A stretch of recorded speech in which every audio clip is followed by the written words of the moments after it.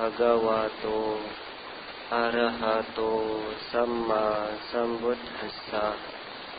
Namo tassa bhagavato arahato samma sambuddhassa. Namo tassa bhagavato arahato samma sambuddhassa.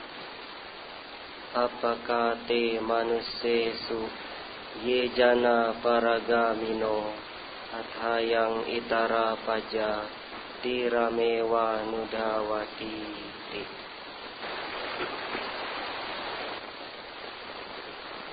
Ya, kepada pemimpin Puja Bakti yang saya hormati,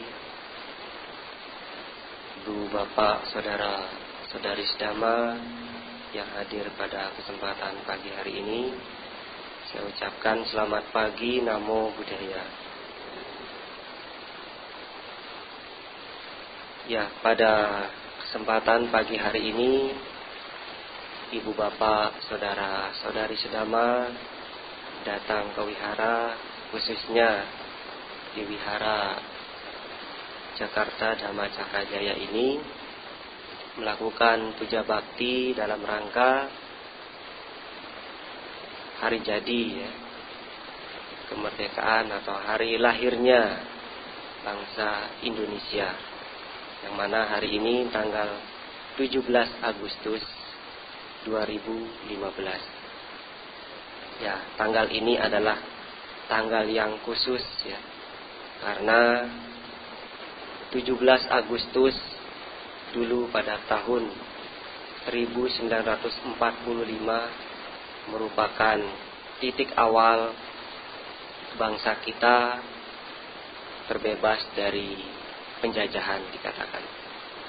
Nah, melalui buku-buku sejarah kita dapat mengetahui, dikatakan bangsa kita ini dijajah oleh bangsa lain dalam waktu yang sangat lama. Kalau saya tidak salah ingat, oleh Belanda ya, bangsa kita dijajah selama 3,5 abad, 350 tahun lamanya. Dan setelah itu, setelah bangsa Belanda menjajah kita, kita pun belum terbebas dari penjajahan, karena selanjutnya kita dijajah oleh, ya bisa dikatakan saudara sendiri ya, saudara dari Asia. Itu mana? Bahasa mana? Jepang ya. Berapa lama kita dijajah? 3,5 tahun. Angkanya bisa disamakan ya. Ada 3, ada 5. Nah, 3,5 abad dan 3,5 tahun. Nah, jadi memang bangsa kita dijajah sangat lama sekali. Dan secara umum kita katakan, selama masa itu bangsa kita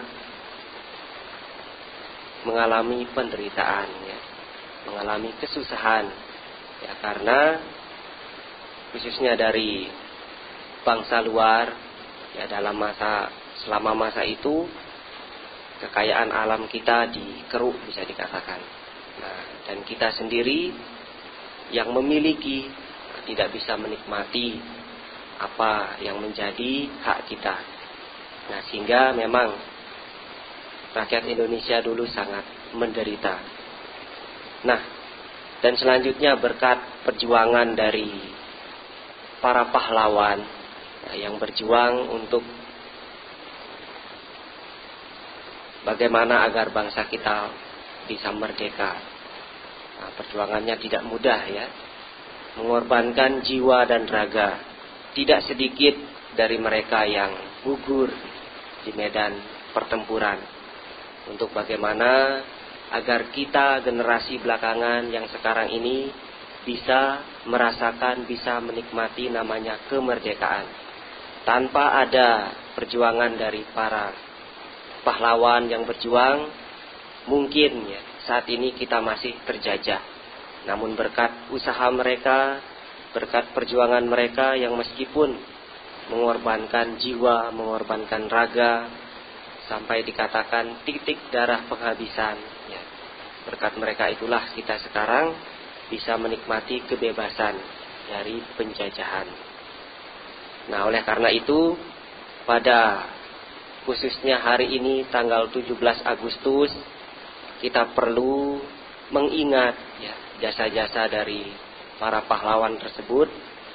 Ya, tentu kita sekarang tidak harus seperti mereka mengangkat senjata, mencari atau mengambil bambu runcing ya untuk mengusir penjajah. Nah, sekarang kita sudah bebas dari penjajah. Namun ya tidak berarti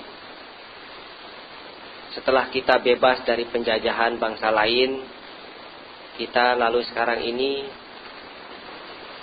bersukaria begitu ya, lupa akan jasa-jasa para pahlawan kita. Nah, kita dikatakan setelah memperoleh kemerdekaan, yang harus kita lakukan adalah bagaimana mengisi kemerdekaan tersebut. Nah, karena tentu dengan berakhirnya penjajahan dari bangsa lain, maka kita tidak lagi berjuang ya, menggunakan senjata, tapi sekarang bagaimana kita mengisi ya, kemerdekaan ini dengan hal-hal yang positif. Nah, yang sangat tampak sekali apa yang diperlukan oleh bangsa kita saat ini adalah bagaimana memajukan bangsa ini. Ya, kalau dibandingkan dengan beberapa negara Asia lainnya, nah, kita masuk terbelakang begitu ya. Karena ada negara lain yang lebih maju daripada bangsa kita.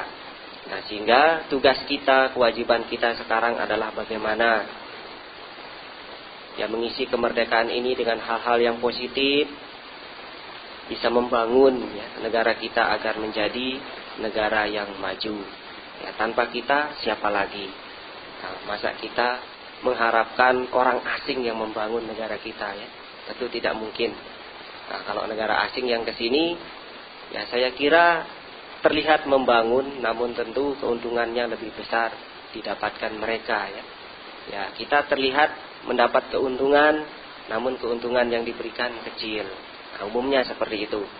Nah, sehingga sudah 70 tahun Indonesia merdeka, ya banyak yang beranggapan Indonesia ini belum mengalami kemajuan.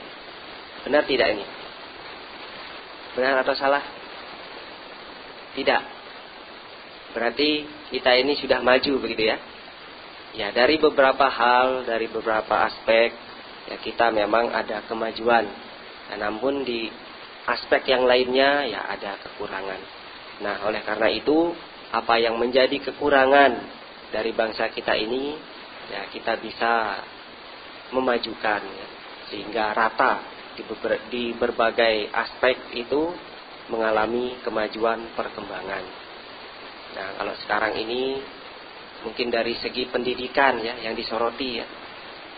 Pendidikan di Indonesia ini dikatakan mengalami ya kemunduran. Kalau dulu ya yang saya ketahui ya, orang luar negeri belajar ke Indonesia. Sekarang sebaliknya. Orang Indonesia belajar ke luar negeri. Benar tidak? Ini Bapak Ibu, saudara-saudari sekalian, ada tidak yang anaknya belajar ke luar negeri?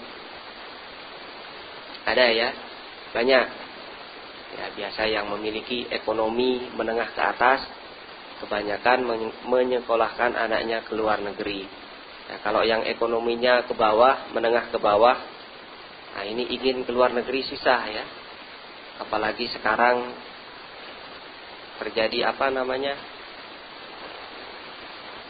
dalam penukaran mata uang. Nah, rupiah ditukar dengan dolar, ini nilainya kecil ya. Sekarang mencapai berapa? 14.000. Wah, kalau dolar hanya 1 dolar, kita 14.000. Bedanya sangat jauh ya. Ya, dari itu saja terlihat wah, kita ini masih jauh ya. Bisa dikatakan belum mencapai kemajuan yang diharapkan. Namun ya tentu kita tidak pesimis ya. Ya, kita terus berjuang sekarang memajukan ya negara kita. Karena kita sudah tidak melawan penjajah dari luar. Namun sekarang ini sepertinya yang menjajah bangsa kita bukan lagi dari bangsa luar ya, yang menjajah dari dalam sendiri. Nah, kalau tidak salah ingat apa yang diungkapkan oleh presiden kita yang pertama, Insinyur Soekarno ya. Ada ya kutipan dari apa yang beliau sampaikan, mengatakan perjuanganku lebih mudah karena melawan penjajah. Dan perjuangan kita yang sekarang ini, perjuangan kalian saat ini, beliau mengatakan seperti itu, lebih sulit karena apa? Melawan bangsa sendiri. Nah, ini terlihat ya. Dari luar memang tidak mengganggu kita, tapi yang mengganggu kita adalah oleh orang-orang kita sendiri. Nah, meskipun kita merdeka, tetapi masih banyak kerusuhan ya. Ya, dan itu dilakukan oleh ya orang-orang kita sendiri. Jadi kalau kita melihat, memaknai kemerdekaan ini secara luas, ya kita belum dikatakan merdeka ya, masih terjajah khususnya oleh bangsa kita sendiri. Ya seperti itu yang perlu kita pahami. Nah, karena kita sekarang ini sudah merdeka berkat perjuangan para pahlawan kita, sehingga ya kita perlu memberikan penghargaan ya kepada para pahlawan kita. Dengan cara apa? Ya dengan cara kita melanjutkan perjuangan mereka. Kita sekarang sudah merdeka, tugas kita adalah mengisi kemerdekaan tersebut dengan hal-hal yang bermanfaat, ya utamanya bagaimana memajukan bangsa kita sendiri. Ya ini berkenaan dengan 17 Agustus ya, Hari Kemerdekaan Republik Indonesia. Nah, dan selanjutnya saya akan mencoba memaknai, kita akan coba memaknai hari 17 Agustus ini berdasarkan Dhamma. Nah, tentu kita juga sebagaimana bangsa kita dulu terjajah, lalu kemudian merdeka. Dalam Dhamma kita juga dikatakan terjajah ya. Bahkan kita sekarang ini belum merdeka. Dijajah oleh apa? Kita dijajah oleh, bisa dikatakan, nafsu keinginan. Nah, kalau secara umumnya kita masih dijajah oleh namanya dosa, loba, moha. Ini adalah 3 akar kejahatan. Selama kita masih memiliki 3 akar kejahatan ini, selama itu pula kita masih dijajah. Nah, terlihat kita tidak dijajah ya, namun sebenarnya kita dijajah oleh 3 akar kejahatan tadi. Nah, karena dalam kehidupan kita sehari-hari kita masih muncul kebenciannya ya, muncul keserakahannya, muncul kejengkelannya dan sebagainya. Itu adalah wujud dari kita sedang dijajah oleh kekotoran batin kita. Nah, sehingga ya dalam Dhamma kita pun diajarkan ya, bagaimana agar kita terbebas dari penjajahan akar-akar kejahatan tadi. Nah, berdasarkan angka ya, kalau kita melihat tanggal 17 Agustus dan sekarang ini sudah yang ke-70 ya, kemerdekaan Indonesia yang ke-70. Nah, angka 17 dan 70 ini kita bisa memaknainya sesuai Dhamma. Nah, bagaimana memaknainya? Mungkin pertama saya menjelaskan dari sifat-sifat Sang Buddha ya. Nah, kita mengetahui sifat-sifat Sang Buddha seperti tadi ya, dalam Buddhanusati itu ada berapa sifat-sifat Sang Buddha? Kebajikan Sang Buddha 9. Kenapa tidak 10 dan sebagainya? Apakah sifat Sang Buddha itu hanya 9?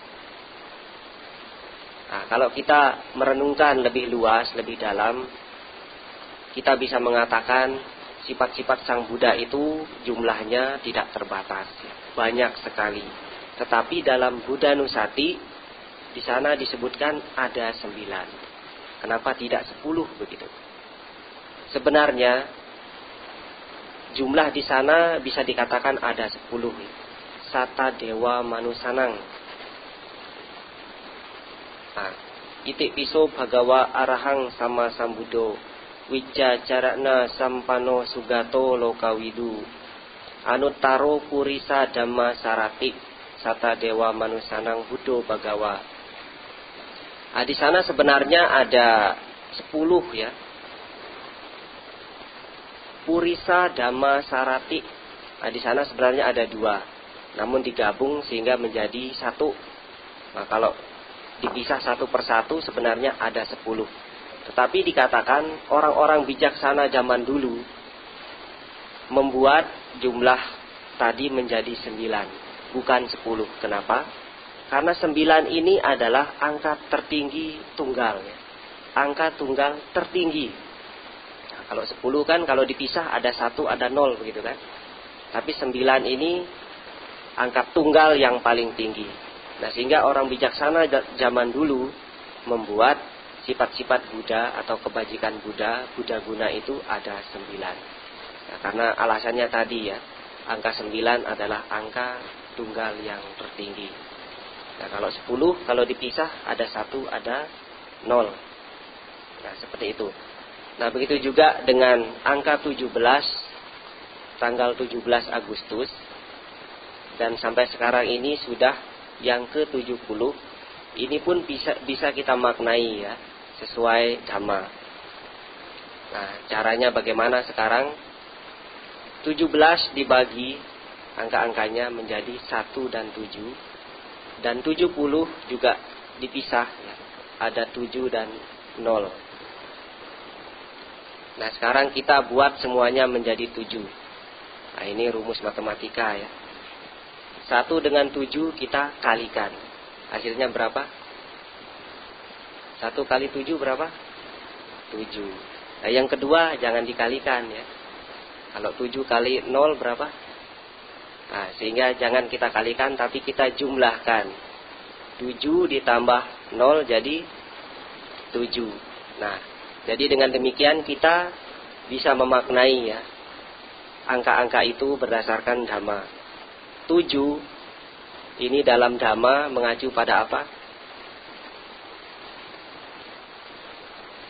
Kalau 5 mungkin kita berpikir Pancasila Buddhis kan begitu.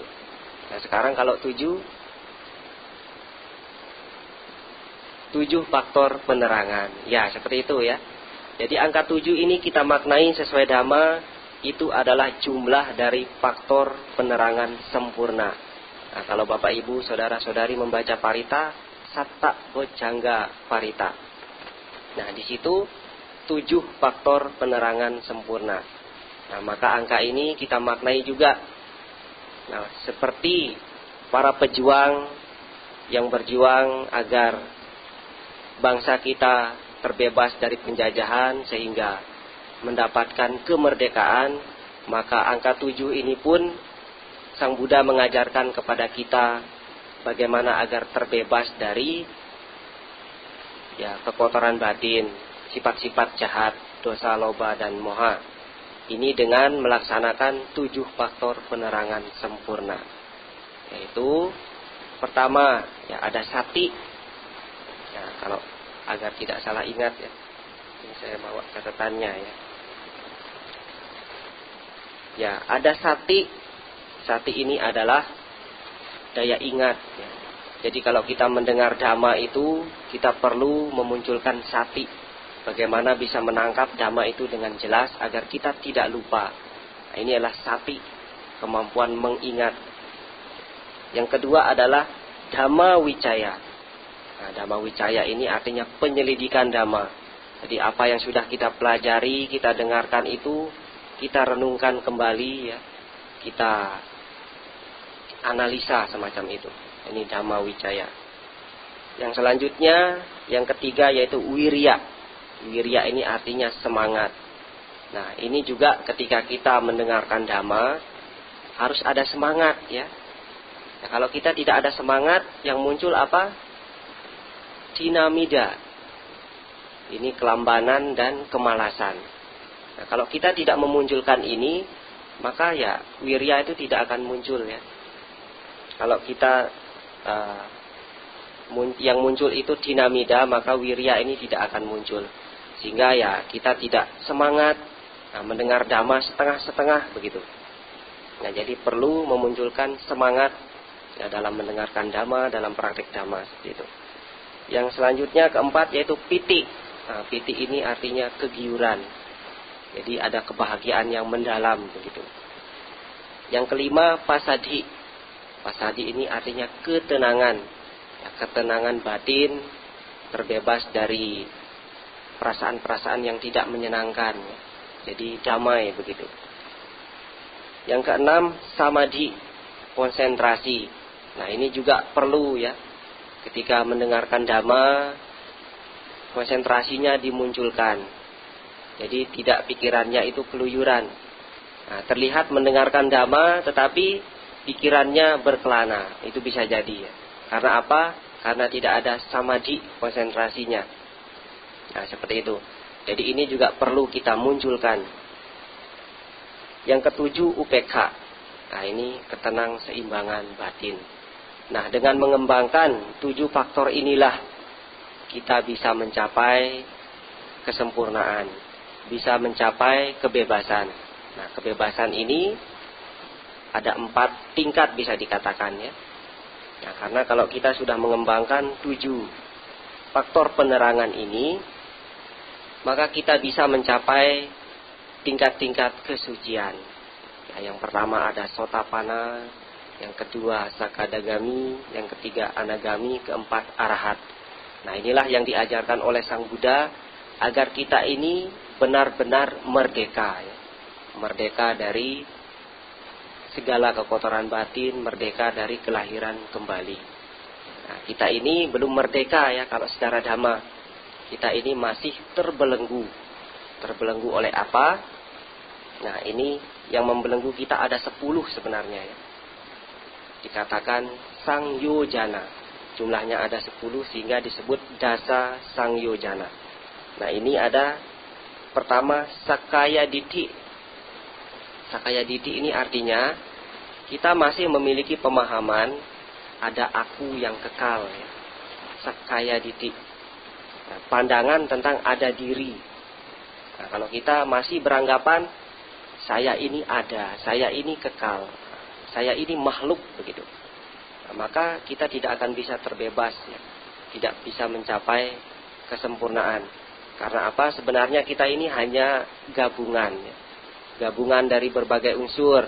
Nah, kalau kita bagi 2 ada nama dan rupa.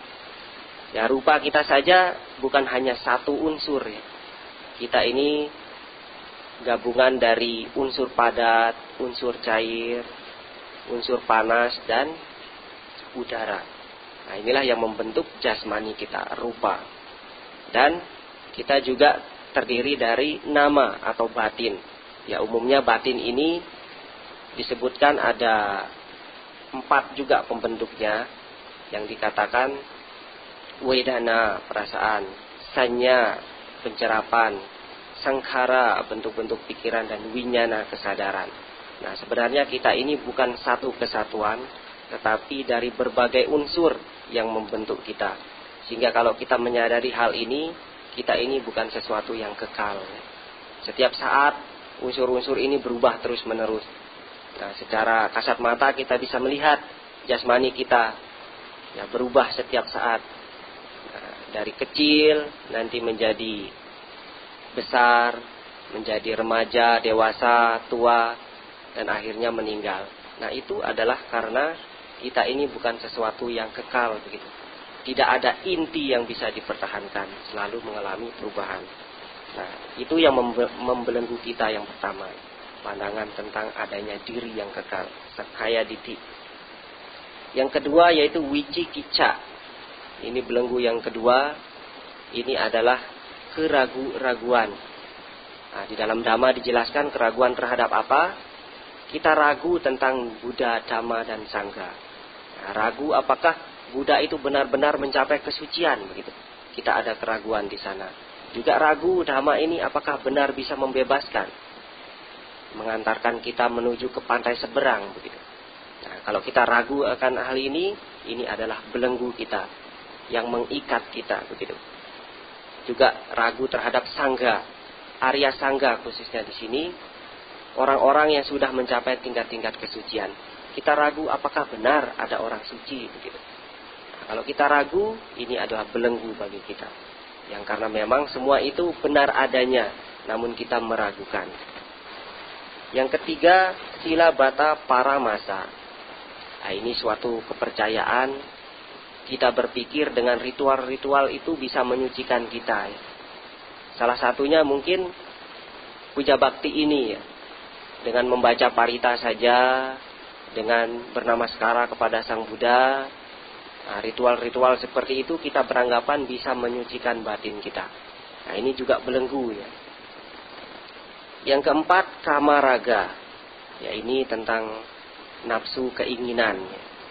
Nah, kita menyukai hal-hal yang indah, ya, seperti jasmani kita ini. Ya, salah satunya laki-laki menyukai perempuan begitu ya. Ini contoh dari kamaraga. Nah, kalau kita cenderung seperti itu, maka akan sulit terbebas ya. Karena kalau orang-orang yang sudah terbebas itu sudah tidak memiliki kecenderungan seperti ini ya, menyukai sesama jenis. Nah, contoh satunya seperti itu. Yang kelima, patiga. Patiga ini artinya kebencian, ketidaksukaan. Nah, ini bagian dari dosa. Patiga. Nah, kita kalau masih memiliki sifat membenci, ya tentu tidak akan bisa terbebas. Kita dibelenggu oleh pikiran yang membenci seperti itu. Yang keenam, rupa raga. Nah, rupa raga ini seperti kita berkeinginan untuk lahir di alam Brahma berbentuk, ingin lahir menjadi makhluk Brahma yang berbentuk. Nah, ini adalah rupa raga. Nah, itu juga suatu penghalang ya. Mungkin kita berpikir makhluk yang tertinggi itu adalah Brahma, seperti dalam kepercayaan lain itu adalah makhluk yang kekal begitu. Dan kita pun ingin terlahir di sana. Kita beranggapan itu adalah alam yang kekal. Nah, namun sebenarnya alam itu pun ya mengalami perubahan. Ada masanya mereka akan mati juga, akan meninggal juga begitu. Karena ya alam kehidupan itu memiliki batas waktu ya, jangka kehidupan yang meskipun ada yang sangat lama usianya, namun toh itu juga ada batasnya. Nah, Brahma itu pun ada batas kehidupannya ya. Nah, ini biasa disebut rupa Brahma. Nah, ini rupa raga. Kita ingin lahir seperti itu ya. Terus yang ketujuh, arupa raga. Nah, kita ingin terlahir di alam tidak berbentuk begitu, yaitu alam arupa Brahma. Ya, ini karena kita mungkin tidak suka terhadap fisik ya, tidak suka terhadap bentuk jasmani, sehingga kita mengembangkan suatu kemampuan agar tidak memiliki jasmani lagi, yaitu di alam arupa ya. Tidak ada bentuknya di sana, hanya ada batin. Namun itu juga alam kelahiran, ada batas kehidupannya, bukan alam yang kekal begitu. Yang 8, mana. Nah, ini belenggu yang sering muncul ya. Sering muncul, sering tampak pada diri kita. Mana ini apa? Mana adalah kesombongan. Ya, umumnya kita ketika memiliki kelebihan sedikit, kita tonjolkan, muncul kesombongan di sana. Nah, jadi seperti ini adalah hal yang membelenggu kita ya, kesombongan seperti itu. Jadi ini yang perlu kita kikis ya, agar kita tidak ya, meskipun mungkin ada kesombongan, tetapi kita bisa menekan ya, sehingga kita tidak menonjolkan kesombongan tersebut. Nah, kalau bisa menghilangkan tentu sangat baik ya. Yang ke-9, udhaca. Udhaca ini pikiran yang kacau ya, pikiran yang gelisah. Nah, kalau mungkin istilah umumnya sekarang galau begitu. Di pikiran kita tidak tenang, tidak bisa konsentrasi ya, karena ada udhaca, kegelisahan. Ya, umumnya kita ini masih mengalami kegelisahan ya. Nah, sama seperti sekarang ini sedang duduk mendengarkan dhamma, Pikiran kita tidak bisa diam. Berpindah ke sini, berpindah ke sana. Sesaat mendengarkan suara saya, sesaat memikirkan yang lain, ya. Sesaat mendengarkan suara di luar. Nah, itu karena ada udaja ini, kegelisahan. Kita tidak bisa membuat pikiran kita itu tenang, diam di satu objek. Nah, kalau kita bisa seperti dalam meditasi, ya. Kenapa kita sulit konsentrasi? Ya karena udaja ini yang mempengaruhi. Kita gelisah, tidak bisa konsentrasi. Yang ke-10 adalah awija. Nah, awija ini artinya tidak wija, pengetahuan. Jadi tidak ada pengetahuan atau istilah umumnya kebodohan. Nah, karena kita masih bodoh, ya. Kita ini tidak mengetahui yang namanya duka, asal duka atau sebab duka, lenyapnya duka dan jalan menuju lenyapnya duka. Maka oleh karena itulah kita masih terbelenggu. Kita masih menyukai apa yang tidak seharusnya kita sukai. Ya. Menyukai apa? Menyukai kesenangan-kesenangan indera. Nah, jadi seperti itulah hal-hal yang membelenggu kita sehingga kita ini belum terbebas sepenuhnya. Ya, mungkin kita sudah terbebas dari pengaruh luar. Nah, mungkin sekarang ini terbebas dari terik matahari, terlindung oleh bangunan sehingga teduh. Nah, itu hanya terbebas dari pengaruh luar. Namun 10 hal ini adalah yang membelenggu kita dari dalam. Nah, selama kita belum terbebas dari 10 hal ini, kita sebenarnya belum merdeka. Ya, Sang Buddha menunjukkan kepada kita agar bisa terbebas, agar bisa merdeka dengan cara mengembangkan 7 tadi, ya. 17 Agustus 1 dikali 7 sama dengan 7. Nah, dan ini kemerdekaan RI yang ke-70, 7 ditambah 0 menjadi 7. Nah, itu adalah lambang dari 7 faktor penerangan sempurna yang bisa membebaskan kita dari kelahiran kembali, terbebas dari duka, sehingga kita bisa sepenuhnya merdeka, sepenuhnya terbebas. Nah, seperti itu yang dapat saya sampaikan. Semoga bisa dipahami. Semoga kita semua semakin maju dalam dhamma. Saya akhiri, sabbe satta bhavantu sukhitata. Semoga semua makhluk hidup berbahagia.